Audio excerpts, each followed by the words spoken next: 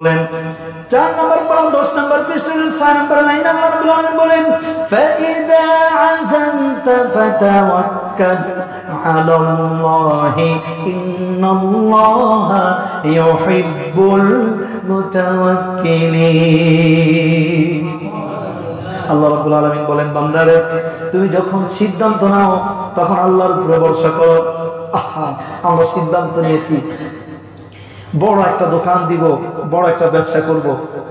এখন আমাদের চিন্তা চেতনা যে আমি ব্যবসা করলেই আর্নিং হবে, প্রফিট আসবে, আমি সিদ্ধান্ত নিলাম কিন্তু আল্লাহর উপরে ভরসা করলাম না, তো এই সিদ্ধান্ত কখনোই সফলতা আনতে পারে? সফলতা আনতে পারে? ভরসা করতে হবে কার উপরে? আল্লাহ রাব্বুল আলামিন বলেন ফাইদা আযানতা ফাতাওয়াক্কাল আলাল্লাহি ইন্নাল্লাহা ইউহিব্বুল মুতাওয়াক্কিলিন। তুমি যে সিদ্ধান্তই নাও না কেন তুমি সকল পরিস্থিতিতে ভরসা করবা কার উপরে? আল্লাহ বলেন নিশ্চয়ই যারা আমার উপরে ভরসা করে আমি আল্লাহ রাব্বুল আলামিন তাদেরকে ভালোবাসি। মেরে ভাই একটা কথা বলেন তো, আপনি যাকে ভালোবাসেন সে না খেয়ে থাক, এটা আপনি চান? চান এটা? অথবা আপনাকে কেউ একজন ভালোবাসে, আপনি বিপদে থাকেন, সেই ভালোবাসানো মানুষটা কি সেটা চায়? এখন আমরা যদি আল্লাহর উপরে ভরসা করি, আল্লাহ বলে বান্দা আমার উপরে ভরসা করার কারণে আমি আল্লাহ রাব্বুল আলামিন তোমাকে ভালোবাসবো। জোরে বলি সুবহানাল্লাহ। আল্লাহ রাব্বুল আলামিন বলেন if you rely on people, বান্দারা যদি মানুষের উপরে নির্ভরশীল হয়ে যাও, you may be disappointed, তোমার এই মানুষের উপর ভরসা করার কারণে উপকার নাও হতে পারে, but if you rely in Allah, আর যদি তুমি আল্লাহর উপরে ভরসা করো তাহলে he will never let you down। তোমার জীবনের কোন সিদ্ধান্ত বেঁচতে যাওয়ার কোনো সম্ভাবনা নাই। সুবহানাল্লাহ। এজন্য মেরে ভাইয়া সকল অবস্থায় ভরসা করব কার উপরে? আর যারা বলেন কার উপরে? আল্লাহ রাব্বুল আলামিন সূরাতুল ইমরানের 160 নম্বর আয়াতে বলেন ইন সুরকুমুল্লাহু ফালা গালিবা লাকুম ওয়া ইন ইয়াখযুলকুম ফামান যাল্লাযী ইয়ানসুরুকুম মিন বা'দি ওয়া আলাল্লাহি ফালতাওয়াক্কালিল মুমিনুন।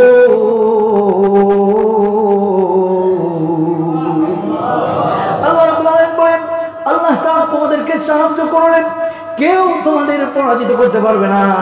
আর আল্লাহ যদি তোমাদের সাহায্য না করে কেউ জিতে দিতে পারবে? কেউ জিতে দিতে পারবে? বদরের যুদ্ধে মুসলমানরা মাত্র 313 জন। কয়জন? আর যারা বলেন কয়জন? আর অমুসলিমরা 1000। কত? মুসলমানরা বেশি না অমুসলিমরা বেশি? আর যারা বলেন মুসলমান বেশি না মুসলিম বেশি? কিন্তু আল্লাহ রাব্বুল আলামিন বললেন মুসলমানরা মাত্র 313 জন, অস্ত্র আছে মাত্র 8 পিস। কয় পিস? কয় পিস? 8 পিস তরবারি আছে, ঢাল আছে মাত্র 3 পিস। কয় পিস? আর ঘোড়া নাই। বদর প্রান্তে লড়াই করবে মুসলমানেরা, কোনো অস্ত্র নাই।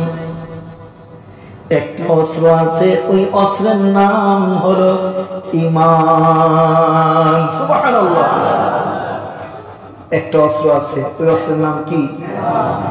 ঈমানের পথে অবিচল থেকে আমার মরণ যেন হয়। বলেন আল্লাহুম্মা আমিন।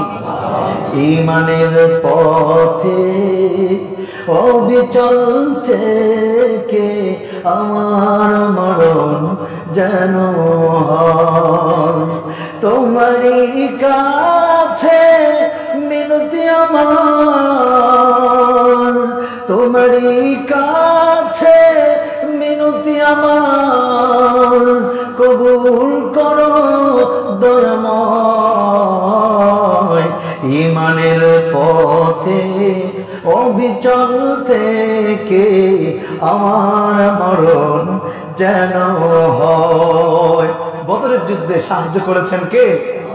আর যারা বলেন কে? একজন সৈনিকের 40 জন বডিগার্ড ছিল। কয়জন? 40 জন ছিল বডিগার্ড যারা শুধু আটকাবে, 40 জন ছিল অস্ত্রধারী যারা আক্রমণ করবে। কয়জন হইল? 80 জন। কয়জন? 80 জন। আর 40 জন ছিল যারা শুধু আক্রমণ ঠেকাবে। কয়জন হইল? এই 120 জনের মধ্যে মাত্র ছোট্ট ছোট্ট 2 জন বালক, একজনের বয়স 9 আর একজনের বয়স 12। কত? এই 2 বালকিয়া এই লিডার মিস্টার আবু জেহেলের কাল্লা নিয়ে আসছে। 120 জন যাকে পাহারা দিতে গেছে সে আবার যোদ্ধা, সে আবার কি যোদ্ধা, যুদ্ধের ময়দানে গেছে 120 জন বডিগার্ড। আমার ভাইরা, আমার বন্ধুগণ, এই ছোট্ট 2 জন বালকের পাওয়া দিয়েছিলেন কে? আর জোরে বলেন কে?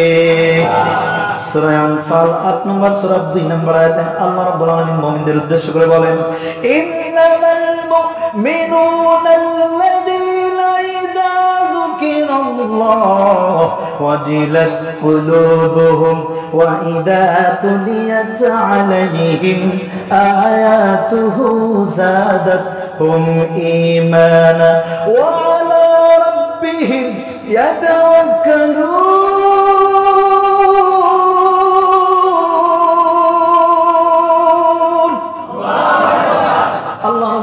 বলছেন, ইন্নামাল মুমিনুনা আল্লাযীনা ইযা যিকরাল্লাহ, নিশ্চয় মুমিনরা যখন আল্লাহর কোরআন শুনে, আল্লাহর জিকিরে মশগুল হয়ে যায়, ওয়াজিলাত কুলুবুহুম, তখন মুমিনদের অন্তর মোবাইল ফোন চার্জ দিলে যেমন চার্জ হইতে থাকে, মুমিনের ঈমান এরকম চার্জ নিতে থাকে। আর জোরে বলেন, সহজভাবে বললাম, চার্জের আরেকটি ইংলিশ শব্দ হলো পাওয়ার। যখন মুমিনের সামনে কোরআন তেলাওয়াত করা হয় তখন মুমিনের অন্তর ঈমান তাজা হইতে থাকে। আর ওয়াইদা তুলিয়াত আলাইহিম আয়াতুহু যাদাতহুম ঈমানা, এমন ভাবে ঈমান বাড়তে থাকে। ওয়া আলা রাব্বিহিম ইয়াতাওয়াক্কালুন, আর মুমিনরা সকল পরিস্থিতিতে ভরসা করে কার উপরে? আর জোরে বলেন, কার উপরে? আল্লাহ রাব্বুল আলামিন 8 নম্বর সূরা 49 নম্বর আয়াতে বলেন, ওয়া মান ইয়াতাওয়াক্কাল আলাল্লাহি ফাইন্নাল্লাহা আজিজুন হাকীম। আর যে আল্লাহর উপরে ভরসা করে, নিশ্চয় আল্লাহ পরাক্রমশালী প্রজ্ঞাময়, অতএব আল্লাহই তার জন্য যথেষ্ট। আল্লাহ রাব্বুল আলামিন সূরা তাওবা 9 নম্বর সূরা 51 নম্বর আয়াতে আল্লাহ রাব্বুল আলামিন বলেন, কুল লা ইউসিবানা ইল্লা মা কাতাবাল্লাহু লানা হুয়া মাওলানা ওয়া আলাল্লাহি ফালইয়াতাওয়াক্কালিল মুমিনুন। আল্লাহ রাব্বুল আলামিন বলেন, হে রাসূল, সে আপনি বলেন ঈমানদারেরা যারা শুধুমাত্র আল্লাহর উপরেই ভরসা করে, তিনি একমাত্র ঈমানদারদের অভিভাবক। জোরে বলি সুবহানাল্লাহ। আর মুমিনরা সকল পরিস্থিতিতে ভরসা করবে কার উপরে? আর জোরে বলেন, কার উপরে? এত কথা বলানোর পরেও কি আপনাদের ঘুম আসবে? ঘুম আসবে না তো? মোটেও ঘুম পাওয়া যাবে না। সরাসরি কোরআন থেকে শুনবো এবং এই লাইটের দিকে তাকায় থাকবো। রাজি আছেন ইনশাআল্লাহ? আমার বন্ধুগণ, আল্লাহ রাব্বুল আলামিন 10 নম্বর সূরার নাম সূরা ইউনূস। এই ইউনূস নাম আপনারা শুনছেন কি শুনছেন না? এটা আমাদের যে ইউনূস ভাই নাকি? এই ইউনূস নবী, ইউনূস কোন ইউনূস? আর যারা বলেন কোন ইউনূস? না, মানে আমাদের এই ইউনূস ভাই হলো বিকা। হ্যাঁ, ইউনূস আলাইহিস সালাম আল্লাহর উপরে কেমন ভরসা করেছেন, আল্লাহর উপরে কেমন রোজা হয়েছেন, কেমন তাওয়াক্কুল করেছেন, আল্লাহর উপরে কেমন ভরসাশীল ছিলেন তিনি। আল্লাহ রাব্বুল আলামিন সুন্দর করে উপমা দিচ্ছেন, অকালা মূসা ইয়া কওমি ইন কুনতুম আমানতুম বিল্লাহি ফাআলাইহি তাওয়াক্কালু ইন কুনতুম মুসলিমিন। মূসা আলাইহিস সালাম, অকালা মূসা আলাইহিস সালাম বললেন, ইয়া কওমি, হে আমার সম্প্রদায়ের লোকেরা শোনো, ইন কুনতুম আমানতুম বিল্লাহ, যদি তোমরা, ইফ ইউ বিলিভ ইন আল্লাহ, যদি তোমরা আল্লাহর উপরে বিশ্বাস করো, যদি তোমরা আল্লাহর উপরে ঈমান আনো, যদি তোমরা আল্লাহর উপরে বিশ্বাসী হও, ফাআলাইহি তাওয়াক্কালু, তবে সব অবস্থায় ভরসা করবা কার উপরে? আল্লাহর উপরে ভরসা করো। আর যদি তোমরা আল্লাহর উপরে ভরসা করো তবে শোনো, ইন কুনতুম মুসলিমিন, ইফ ইউ বিলিভার্স, যদি তোমরা বিশ্বাসী হও তবে অবশ্যই ভরসা করবা কার উপরে? আমার বন্ধুগণ, শুধু তাই নয়, 11 নম্বর সূরার 123 নম্বর আয়াত আল্লাহ রাব্বুল আলামিন বলছেন, ফা'বুদহু ওয়া তাওয়াক্কাল আলাইহি ওয়া মা রাব্বুকা বিগাফিলিন আম্মা তা'মালুন। আল্লাহ রাব্বুল আলামিন বলছেন, অতএব তুমি তার ইবাদত করো এবং তার উপরেই ভরসা করো। আর আমরা বলি, আমার সাথে বলেন, ইয়্যাকা না'বুদু ওয়া ইয়্যাকা নাস্তাঈন। আল্লাহ বলছেন, ফা'বুদহু ওয়া তাওয়াক্কাল আলাইহি, আল্লাহর ইবাদত করো আর আল্লাহর উপরে ভরসা করো। আর আমরা নামাজে দাঁড়ায় আল্লাহকে বললাম, আল্লাহ আমরা তোমার ইবাদত করি আর তোমার কাছে সাহায্য প্রার্থনা করি, অতএব আল্লাহ তুমি আমাদের সাহায্য করো। আল্লাহ বললেন, ফা'বুদহু ওয়া তাওয়াক্কাল আলাইহি, আল্লাহর ইবাদত করো, আল্লাহর কাছে সাহায্য চাও, আল্লাহর কাছে প্রত্যাশা করো, আল্লাহর কাছে আশা করো। আর আমরা বললাম, আল্লাহ আমরা তোমার ইবাদত করি, তোমার কাছে সাহায্য চাই। এখন বলেন সাহায্য করবেন কে? ওয়া মা রাব্বুকা বিগাফিলিন আম্মা তা'মালুন। বান্দারে তোমার কি লাগবে? টাকা লাগবে, বউ ভালোবাসা ওইটা লাগবে, মেয়ে কথা শোনা ওইটা লাগবে, সন্তান স্কুলে যেতে চায় না ওইটা লাগবে, তোমার টাকা নাই, ঋণগ্রস্ত হয়েছে ওইটা লাগবে, কোনটা লাগবে? আমার রব্বুকা বিগাফিল। কত সুন্দর কথা! তোমার কি লাগবে এ সম্পর্কে আল্লাহ অবগত নয় এমনটা নয়, বরং তোমার যা লাগবে আম্মা তা'মালুন, সব যিনি জানেন তিনি কি? আর ওদের বলেন কে? আপনি মোনাজাত ধরেছেন, আমার জীবন অনেক বড় হয়েছে, আমি মোনাজাত তুলেছি, হাত তুলে আল্লাহকে বলবো, আল্লাহ বেশি কিছু চাই না, গুলশানে 10টা বাড়ি লাগবে, বলে গেছি। আল্লাহ বলে, মাসুদ তোমার কি লাগবে তুমি ভুলে গেছো, টেনশনের কোনো কারণ নাই, আমি আল্লাহ তো জানি কি চাও। সুবহানাল্লাহ।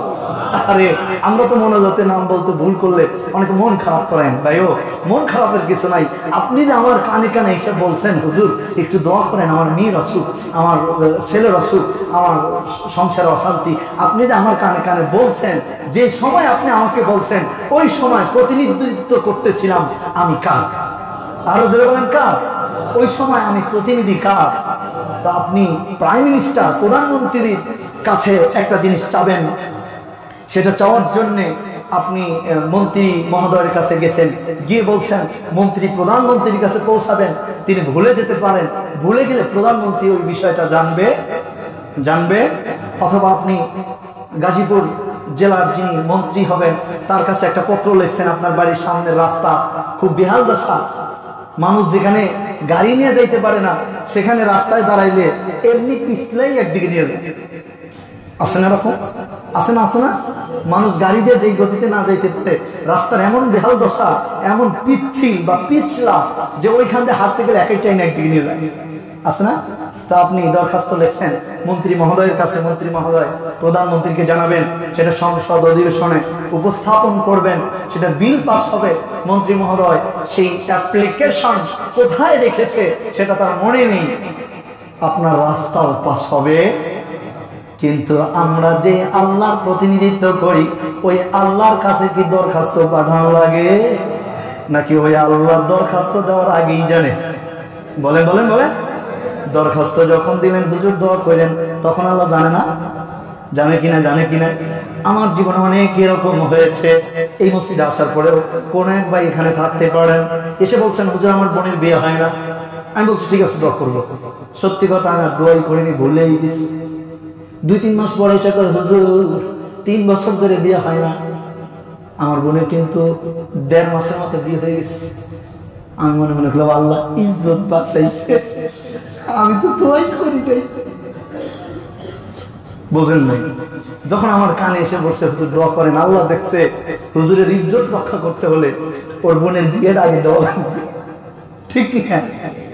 পরে বিশ্বাস করে আমি অনেক অনুতপ্ত হয়েছি, আল্লাহ সর্বনাশ, তুমি হেফাজতের মালিক। এজন্য ভাই ভরসা রাখবো কার উপরে? আর যে বলেন কার উপরে?